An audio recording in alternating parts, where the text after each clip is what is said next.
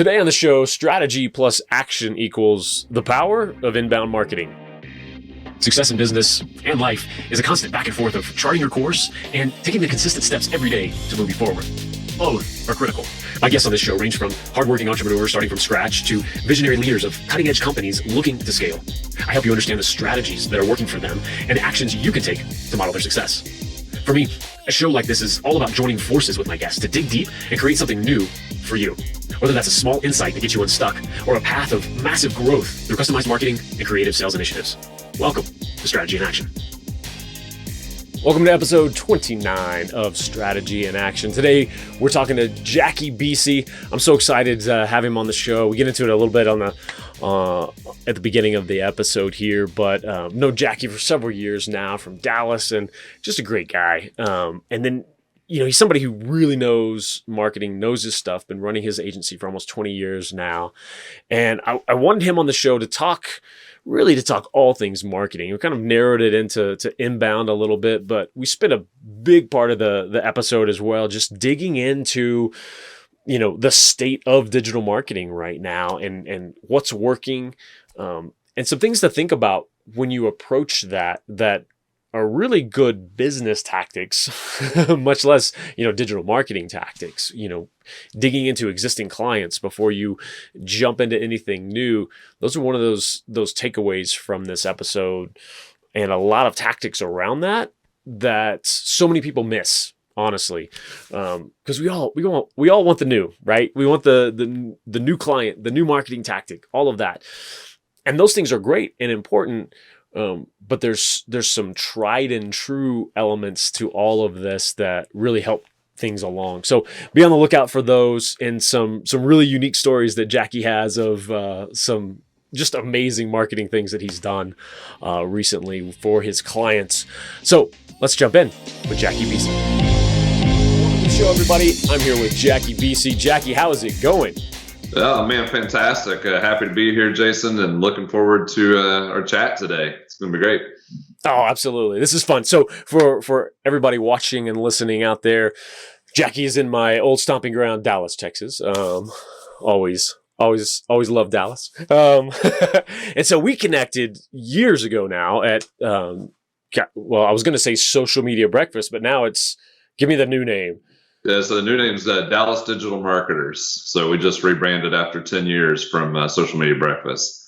Awesome. Love the whole group, the people over there. It was always so much fun. And when we caught up a couple of weeks ago, that was sort of the shared thing. It's always good when you go to these networking events and you see familiar, happy, smiling, wonderful faces of people that you actually want to talk to and catch up with. And I always had that with you, Jackie. So I'm glad we got a chance to catch up. And I was like, we need to have Jackie on the show and talk digital marketing. Absolutely. Looking forward to it. And I always feel the same way. You've came out and I think you actually presented for us when we were Social Media Breakfast and talked a lot about video and here you are with all your shows. I love that you're still doing it and able to come out here and talk with you. It's fantastic. Well, I appreciate that. Yeah. And let's, I want to dig in certainly the big topic of really inbound marketing and all the ways that, we have at our disposal to do that, the power of that, and really teach people maybe some ways to think about that they're not currently doing. But before that, give me a little background and give the folks a background on Atomic, your company. And then I want to kind of dive into the overall landscape that you're seeing right now in digital marketing. But talk to me about Atomic. Right. Fantastic. Thanks. Yeah, we're coming up on year number 20 for Atomic. So we started actually in March. So it's one of those, it's like a COVID date now, right? March. But we're coming up on year number 20. Started out as strictly a website development company, and back then, social and search engine optimization and all these other techniques that we use for digital weren't really even around.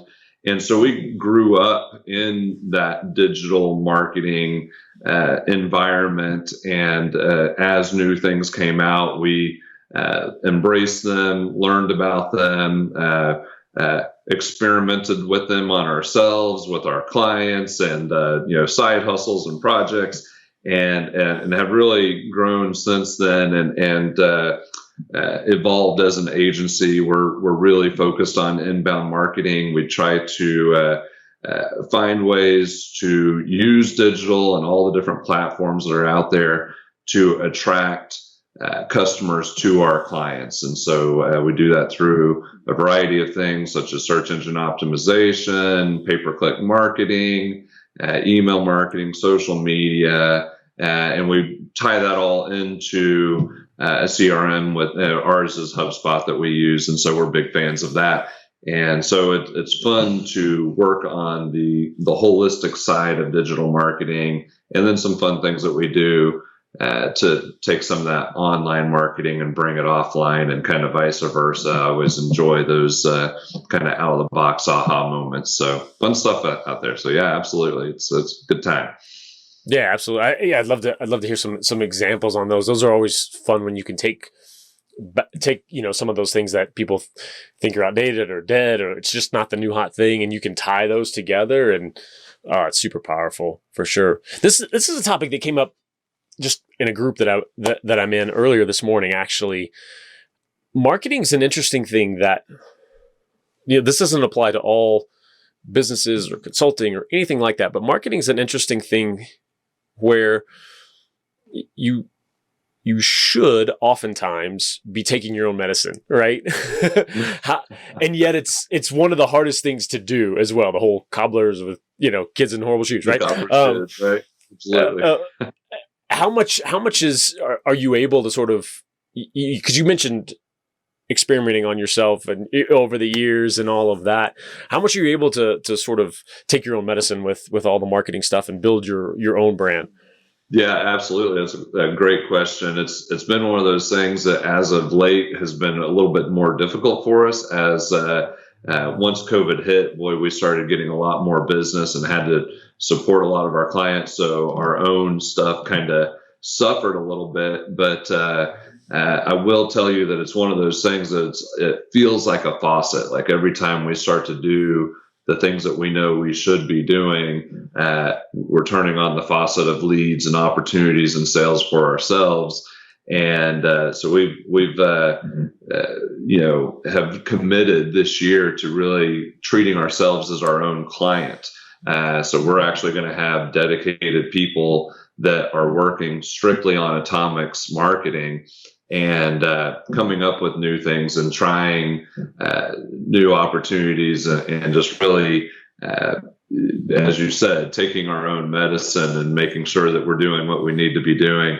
And, so that comes from bringing our team members and having them trained and go to different training opportunities, finding those new pieces, and then, making a plan to actively implement new things, new ideas, and new strategies to get to the overall piece that we're trying to go for as an agency. So yeah, very tough to do, and it takes a commitment. So we're in the process of actually hiring 3 people right now just to help us get out of the weeds of working with just the clients and get back onto ourselves. That's great. I love that approach. And it's always so tough because your stuff is always what goes by the wayside, because it kind of has to, right? Like, you want to make sure your clients are taken care of. But I love what you talked about too. Like, I love that, just a little quick analogy you mentioned on, testing things out on yourself, because that it really is the great thing too, when you can staff up and, have the ability to do so, but really treat your agency as a laboratory, right. To now. It's because it's not just about, oh, this stuff works, we want more leads. It's also testing on your own dime and your own timeline a little bit to then be able to get some results and take those to your clients and say, here's something we believe in because here's what it's done the last 3 months. Right. That's really, and another thing that we do that's helpful along those lines is we're very supportive of our team members having side hustles. So they're actively got their own clients that they've kind of grown up. And there's actually been clients that have, prospects that have come to us that don't fit our, ideal customer, or don't have the budgets or whatever it may be in that time situation, that are employees have taken and said, well, I'll take them on as a client. And so they get their own little, playground to work inside of in those areas. So their side hustles are actually, they're learning a lot inside of those and then bringing them into the agency. So we're very supportive of that. I know a lot of people don't want their team to have side hustles, but I've only experienced positive things from that because they learn firsthand so much on those, smaller projects or whatever it may be that they can bring and take into and bring into our clients. Oh, that's fantastic. That really is good because that is a rarity. I think, I think it's so much easier to just have company policy. No, right. It's cut and dry. Right. Where, and I'm sure, you can, you need some policy, you need some, parameters and things like that around it. But I think those things are so easy to spell out when you are just open with it. I was like, hey, here's what's going to happen. And we know you're going to want to dabble in this and be better at this. And I love that approach. Right. Yeah, I'd much rather them experience a catastrophic failure on something that's like a fun thing. I mean, I don't want them to fail, obviously, and that's one of the reasons that I really encourage that. But yeah, we can't afford to have massive failures. Obviously, we want to test and try the markets in different ways, but this allows us to at least have something to go back and lean on and say, we've done this 3 times already. Now let's try it on a bigger scale and see what happens. So yeah, I absolutely love it, and it's something I would encourage many to consider. That's great. So let's talk, marketing, digital marketing overall right now. It's always in flux from that, those origins from you're talking about almost 20 years ago now till now. My goodness.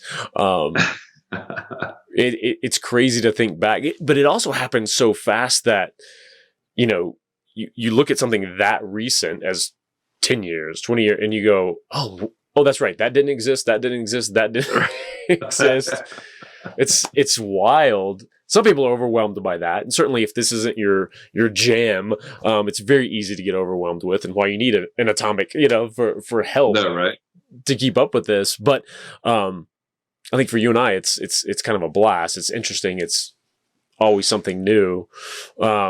What's sort of the, high level, big mover kind of things that you're seeing that's working really well for your clients, or maybe on the horizon right now? Right. We are seeing, obviously, with COVID, buyers' buying habits have changed. There's obviously a huge shift. A lot more people buying online and finding new ways to find the products that they do want to buy online. So that's forced, businesses to grow up a little bit faster than maybe they intended to on the digital marketing side of things. Maybe they weren't putting as much budget because they were going to conferences, or that's how they found their customers. And now everyone's found it's like, I need a new way to get in front of new eyeballs. And so for us, a lot of that is, search marketing, be it, SEO or PPC. We have a lot of, clients who are obviously doubling down inside of social to find new audiences inside of that. And then for us personally too, just using a CRM to, overall increase the value of customers that they may already have, and they haven't grown them as much as they possibly could.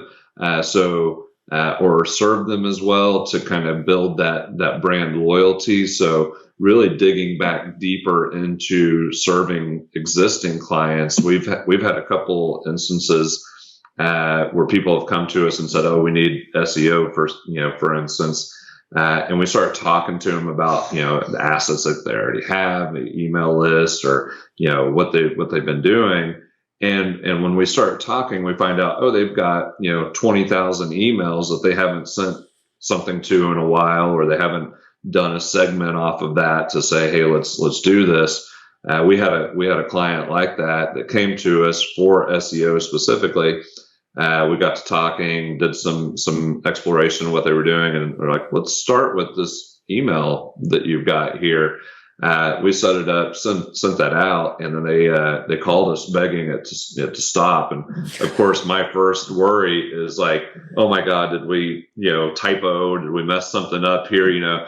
Because it's not often that they call and beg you to stop. Right. But it turned out that they were not able to handle the call influx that they were having for new business from people they had done business with before. So a lot of it's just kind of looking at what you've already got and finding like ways to reconnect, re-engage, and get those customers to reinvest back into the business that you've already done with them. So that's some of the big areas for us that are really taken off. And then we're helping with a lot of sales enablement, where we got customers that have all these salespeople that are getting leads. And, being a salesperson myself, I'm sure you've experienced this as well. What leads do you want to work? Well, you want to work the hot ones that just came in, right? The ones that came in a couple of weeks ago, forget about them. They're cold. But when we put together sales enablement for them and get some, marketing automation going and warming those people up, it extends how long they actually are warm or hot leads, and really builds out the overall value that you're getting from the leads that are coming in that maybe weren't worked as hard or the right way that they should have. Right. Give me an example of sort of some of that sales enablement, some of that workflow to kind of warm them back up that you're doing for folks. Yeah, absolutely. So we'll go in and meet with the sales team and actually install plugins that go into like their Outlook per se or whatever, and set up these automations for them. So when a lead comes in, they send them a message, it will automatically set up triggered things that should happen. So perhaps if the sales cycle is a relatively short one, they may get an email or two from that sales associate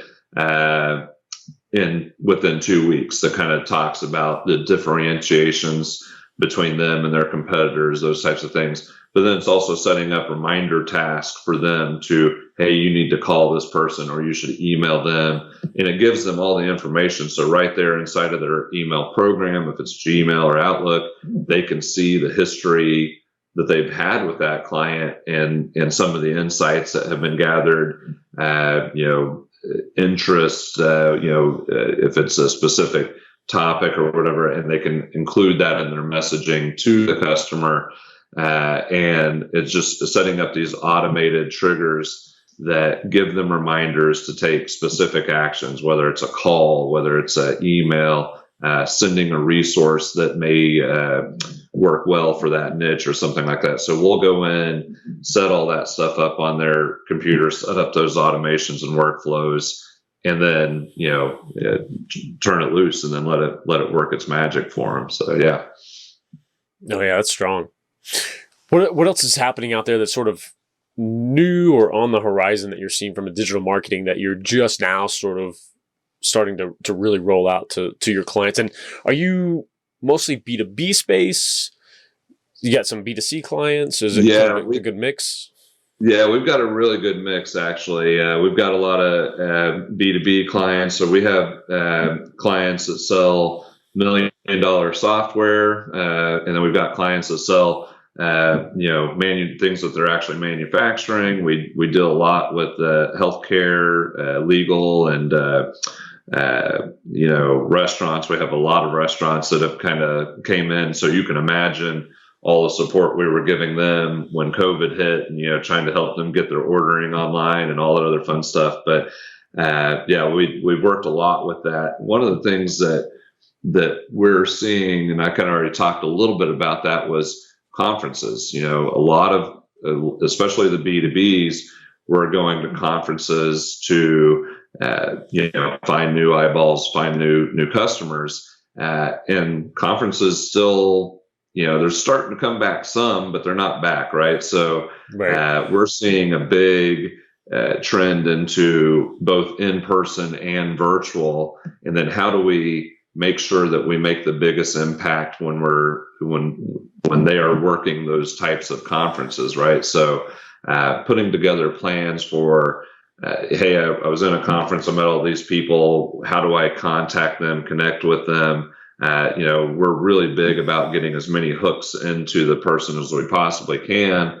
So it may be a LinkedIn, it may be their email address, maybe their phone number. So like when you're doing conferences, we're really big about text to join email messages. So if you're, speaking and you've got, something you want your audience to, that they'll want, touch on that topic and then say, hey, we've only got limited time here. So if you're interested in that, text, PDF to whatever, or the client's Right. name to, 123 or whatever. And so that has been working really well. In fact, a lot of times when I was going out and speaking in person, I was getting as high as a 70% take rate on those types of offers. So as you knew the people wanted that information, but here you are live in person, you can't get all these people's email addresses, but you can when you use text messaging. So and then using those types of things is extremely powerful. Yeah, and then the follow-up with SMS, the additional open rates is just crazy high, isn't it? Oh yeah, absolutely. So, and that, and then that text message, I mean, everyone has their phone within, arm's length, 90% of the day or something, or maybe higher, it seems like. We're also using that to help build people's reviews. So reviews are obviously becoming more and more critical as people don't have that relationship that they used to have. This is the guy I always saw at this conference, or I've seen this company here or there. And now it's all a digital relationship. And so, of course, when you Google a company's name, you're going to see their reviews, see what people have written about them. So it's just so critical to have a plan for how you are going to build your reviews, request them, and actually get them. And text marketing is a big piece on that as well. Yeah. How for your clients who are going to these virtual events, that's a really interesting one to touch on. Is you're sitting there like we are, only 100 folks, going through an event. What are some of those tactics that they can use to start kind of connect with other folks who are attending the same event? Right. There's a bunch. So one of the ways, obviously, I kind of already talked about was teasing some of the content that you have and getting people to request it that way. I can't tell you how many Zoom meetings I go into. People don't even have their name, on the thing, but we always will put our name, a website, or maybe something that when people are looking at it, they're like, oh, what's that? And builds that intrigue and that interest that way as well. But we are really big about trying to get, attendee list or anything like that, and then building a marketing campaign around that. And, some tricks that we use is that those people are still going to potentially be pretty cold contacts for you.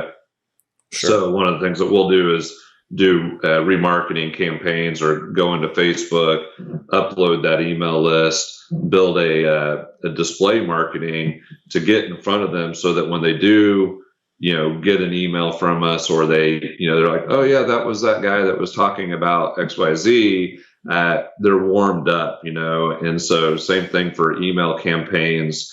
We may send a campaign at 7 a.m. And might be talking about strategy for an example. We'll send that email out, and then at maybe 10 o'clock or 11 o'clock, we'll do the remarketing messages on Facebook and all the socials, so that they see that same thing. It's like, oh, Atomic strategy. I got that email from them earlier today. I need to go back and check that out. And then we'll hit them again in the afternoon with that same messaging. So in the span of a day, at least 3 times they're going to see that same message, which is going to drive your open rates and your click rates and your email, because they're going to go back to that and say, I need to go get that resource or whatever it is that you're pushing. So extremely effective technique. That's super smart. Yeah, I love that, because it's all about touch points and repetition and familiarity, and I mean, the negative connotation, the negative input is just like you beat them down until they they come like with your message and stuff, that some people can kind of take that in, or it's creepy following around. But if you take a step back and think about how many times, I mean, I know me personally, I've taken, there's been several times that, oh, that's right, I wanted to grab that. Right. I'm so glad that Facebook ad was there, because it reminded me to go open this other thing, or Right. that I was going to do something, because we're inundated with everything coming in. We need that help. And I think if you're operating, which we hope everyone is, right? If you're operating from the standpoint of what I sell, what I offer, product, service, whatever, is so valuable that I'm hurting people if I don't get my message out there. If you're operating from that and you believe in what you're doing so well, you'll go to these extents to make sure that you're, battling human behavior a little bit, the negatives ones, and make sure you stand out and help people along to kind of make that purchase and come into your world, whether that's giving them free material, eventually becoming a client, whatever that might be. Right. And I think, you're touching on something that's so important, is actually making sure that the content or the offer is actually something that is of true value. It's too easy to put together something that, quite frankly, could be crap. But it's like, let's put the effort into making something authentic. Let's make sure that it resonates with the brand and who we are, our brand story. As right now is in HubSpot's Inbound conference, and one of the speakers just this week was talking about brand authority and that brand story, and how you kind of put that together. And one of the stories that they shared was about a company, and I think it was called Tiny Tags, and it's a jewelry company, and they are formed specifically around motherhood. And so their whole brand story, everything about them is centered around that. And what they do is they create content around motherhood, not around jewelry, because as you can imagine, jewelry would be very difficult to rank for. It's going to be very hard to be authoritative in it. So they really brought their story in and made it resonate. And so they'll have blogs that don't necessarily talk about jewelry, but they talk about a woman's struggle with becoming a mother when she had diabetes. And so she'll talk about that, and that resonates with people and the motherhood thing. And what they've seen is tremendous success, because they've got this story so well defined, and then they're bringing in people to share their stories, which builds, of course, backlinks, and it gets people talking about you, which helps in your SEO, which helps in your brand identification, and then people feeling loyal to the brand. So it's all one of those things, but it was an interesting story, and it was just something that was just so recent, just shared this week, and really resonated as we try to do those types of things and build out genuine content that people are going to resonate with and want to consume. So it's not just putting a bunch of stuff out there. It's building something that's unique to the audience and to the person. And it's funny with the, as we're talking about the trends of what's coming and, what we could be expecting with third-party cookies, on their way out, it's going to be that much more important to have that first-party data and have all these different ways of building those pieces to get them in there. So, I thought it was a great story, and it's one of those things that takes something, that is just all over the internet, jewelry, and how do we make it relevant and build an audience and be successful with it through digital marketing, so it was pretty interesting. Yeah, that's really strong. And just like you said, that's one more way that we can stand out in all of this noise and all these messages, and especially the generic ones out there. When you can have that piece that really just grabs on to the people who are going to resonate with that, that's huge for sure. Yeah.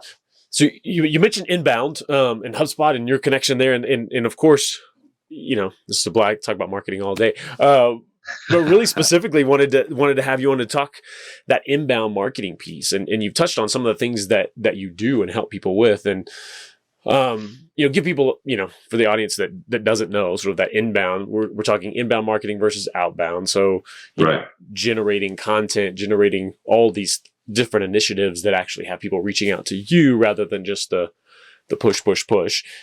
And there's a reason for all of them in the mix and everything. You've really aligned yourself though, with HubSpot and their whole thing is very much on inbound. What was that initial draw? And then how do you feel about it now? How has that evolved a little bit from the approach, with inbound?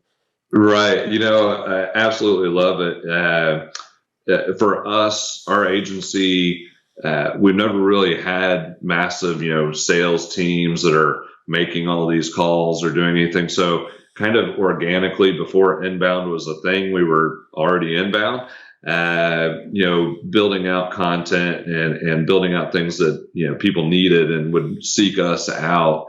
I'm a huge believer of search engine optimization and finding, getting new eyeballs that way. It could be through PPC, it could be through SEO, social media, those pieces, but it's really, it advances a customer. They already know about you. I mean, we already know, like, if you're going to go buy a car, you're going to go look up all the details on that car before you go talk to a salesperson or anything else like that.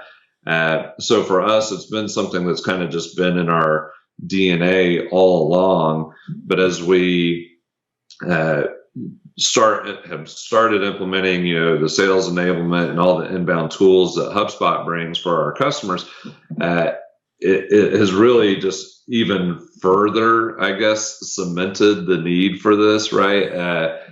We have sales teams that get literally hundreds of leads every single day, and then they're trying to work those leads, and that comes through all sorts of inbound and purchasing lists and all these other different things that they're doing. But then how do you nurture them, and how do you continue to make the most of that is so massively important. So for us, when we're creating content for ourselves or for our client, again, it's got to be something that is focused on solving a problem. A super quick example, one of the things that we did a long time ago was we knew people would be looking for social media manager job descriptions, right? They're going to be hiring. We knew people were going to be hiring social media managers. Well, for us, if you're hiring a social media manager, why not consider also hiring an agency? So we went out and wrote content specifically around that. And at one point in time, we were top 3 nationally in Google for social media job description, right? Wow. So anyone who is going out there and doing that was someone that was hiring a social media manager. So we put together a big guide that talked about, questions to ask in the interview, where you should post jobs, salary ranges across the nation, all those types of things like that, and gave that guide away. And it was a really great guide, had the job descriptions in there. Basically they could copy, paste, put all that stuff in there. But the great thing was every single person who requested that was a prospect for us. So we look for opportunities like that. We did that. It's kind of a similar thing for a client that's a concrete batch plant manufacturer. And so we created a national directory that listed all the places that concrete batch plants were. And if your plant was not listed on here, here's a link to go fill it out to get your plant on there. Well, every one of those people is a prospect for our customer. So it's like sell parts or sell them a new plant when their other one needs to be replaced. And wow. There's been some funny stories that have happened around that when I've been flying around and talking to people. But it's amazing once you actually stop and think. There's basically unlimited opportunities to come up with great ways to get people to identify and contact you. And then it's all about just following through and having a process to convert them. I love that. I love those creative, fun.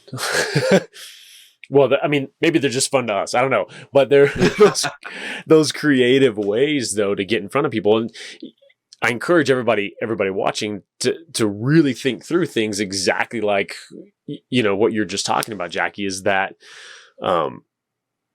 they hear SEO. Oh, okay, I have to rank number one for concrete or it's worthless, right? Like that's where they stop. And when they can sit across from someone like you and your team to really dig in, okay, what's the intent here? Who are we going after? Right. Okay, and now, I mean, in a day's time, you can come up with 30 different ways that, may take some time to implement, but take all these different ways that we can get in front of those folks. That's the fun stuff to me, is finding those creative ways to just like, when I can sit across from somebody and do that process, even a little bit, and to have their reaction just like, oh, I never thought about that before, which I'm sure the concrete, supplying company had the same reaction. That's gold, right? Like that's my favorite thing in the world. Oh, absolutely. It's funny when we first started working with them, they're like, this is a good old boy network. None of those guys are on the internet and they're not going to use it. So they actually wanted to do a percentage of sales, which we didn't take. I wish we had. We'd when you're selling $1 million plants, it's like, yeah, I'll take a percentage. Oh man, no kidding. Yeah, absolutely. Another fun one we did was we're here local in Allen and Dallas, obviously, and there's a hockey team that we've been supporting for 10 years, and so we built their website and we've done a lot of marketing for them. And we talked a little bit earlier about how do we take the offline online and vice versa. We built a program for them where their mascot is a dog. And this was several years ago before anyone had done this. But we took their mascot, this dog named Biscuit, and we literally drove up and down the streets around the arena and looked for Ring doorbells. And we had them run up with a little poster board that said, "Help, I'm lost. Get me back to the arena. Go to AllenAmericans.com/biscuit and register where you saw me." And so it was on the Ring network. Everyone saw this. And if you have a Ring doorbell, you'll know immediately what I'm talking about. It's all just like stupid stuff that you see on there. Oh, someone came to my door. It was a UPS person. Yeah, they were dropping off a package. Well, people saw this dog and he would run up there and he hammed it up. He acted like he was peeing on their bushes or whatever else it may be, did a little dance or whatever.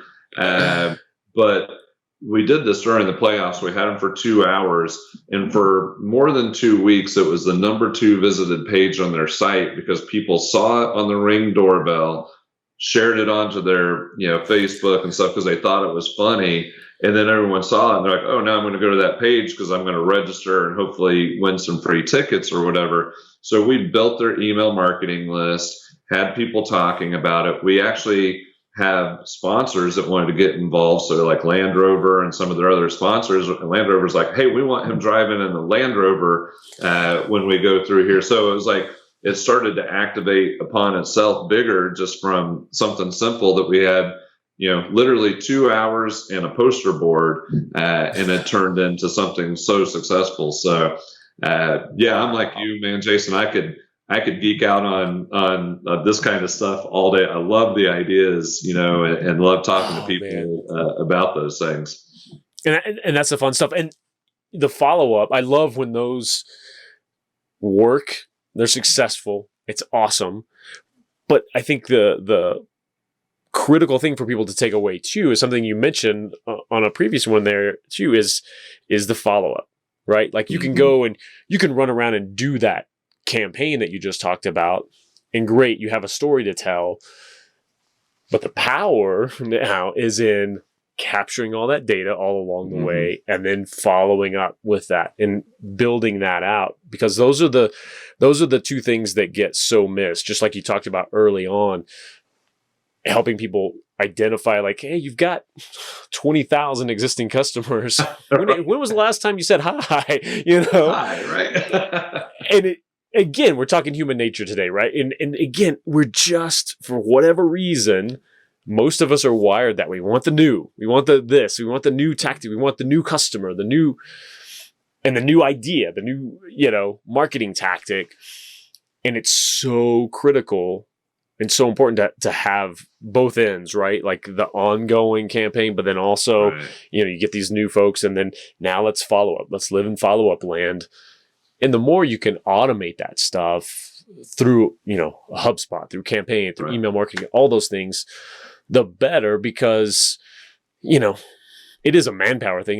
It's something that, I don't know. It's a whole different topic to kind of dig into at a later time, probably. But that idea of automation, right? Like, again, people are so like this, retargeting, automation, and all of that. But I think there's such a great way to use that leads to more human experiences, right? If I can build this process that's constantly getting in front of folks, so that I can have a conversation with them, well, then all the better, right? I think there's a great marriage of the two. Yeah, and one of the things that we find is in the marketing automation side of things, the pre-planning on that is what's so absolutely critical, right? So you don't want to send the same message to the same, to every single person. You want to send a unique person to every, a unique message to every person. So one of the things that we'll try to do is when we're initially getting that data, whatever it may be. So for us, for instance, it would be the search engine optimization. So when someone comes to our site and they're interested in SEO, when they fill out the form, we do some legwork before we even get them into a workflow, so that we know, okay, these are the terms that they want to rank for, and we know where they currently rank for those terms. So let's say it's, they rank number 20 or something, right? For something that's getting 20,000 searches a month. Well, in emails that we send to them, we can remind them, we can push that pain point of, we know you want to rank for X. You're currently number 20. There's 20,000 searches a month being done on that. The average cost per click is $5, and the average sale is X. And so like we can put those things into those messages. So it's very unique for each person, what terms they're looking for, where they rank, how many searches they're missing out on, and what that could mean from a business building and growth opportunity for them specifically.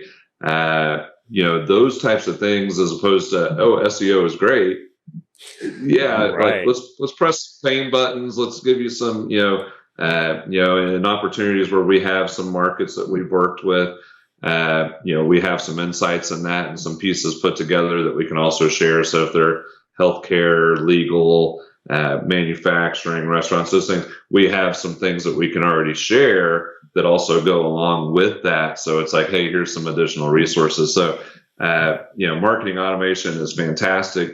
A lot of people, I think, forget about the legwork that you should put in front before you actually even, implement it.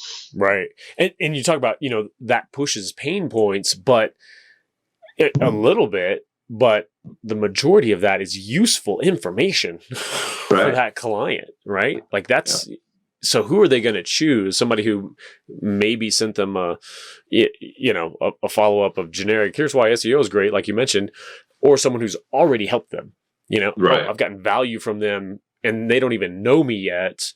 Wow. Let's have a conversation. Right. Yeah. Yeah, absolutely. Absolutely. I'm just such a huge fan of that. It's just incredible when you personalize that and get that in front of them.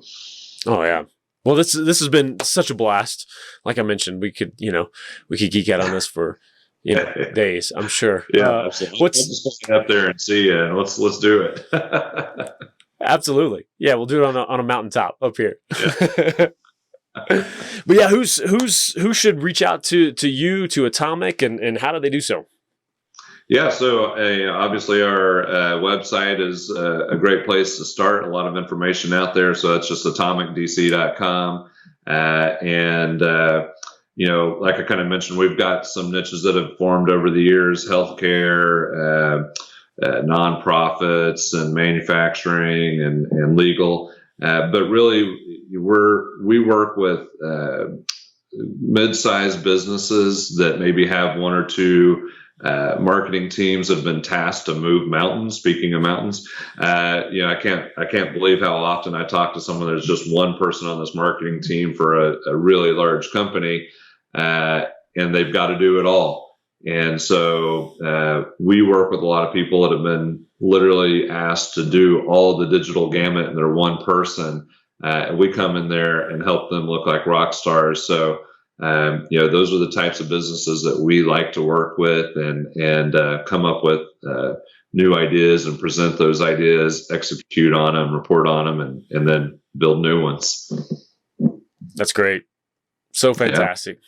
Jackie, thank you so much for being here and digging in. I think there's so much useful info, and I encourage everybody out there to reach out to Jackie and man, just a brainstorming session, if nothing else, for your company, and that's a huge opportunity there for you.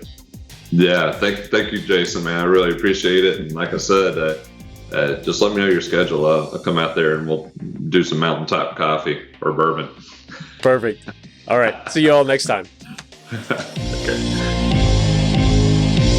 Thanks so much for tuning in and being a part of this show. If you ever need help building out custom strategies for your business or deciding what actions to take next, head over to MediaLeadsCo.com and let's connect. I'll talk to you soon on the next Strategy and Action.